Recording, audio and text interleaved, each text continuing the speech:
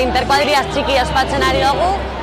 Orain dela pare bat urte, ikusita interkuadriaz handi zeukan jarrera ona, erabaki genuen interkuadriaz txiki ospatzea, gero eta jende gehiago, giro gehiago, eta superpozik ekintza honekin. Antolaketa beti ontsak egiten du, hasiera batean ontsako ideia izan zen antolatzea hau, eta behar genuena da beste kuadrien laguntza, eta gero eta kuadria gehiago sartu egin dira guri laguntzeko.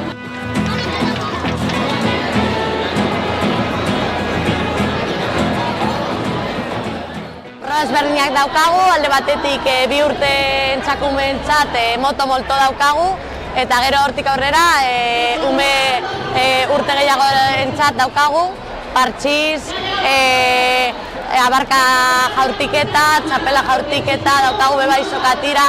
Ideia hasiera izan zen, handientzat egiten diren interkuadrietaneko ekintzak bebai txikiak egitea. Eta gero joan dira gero eta ekintze gehiago jartzen.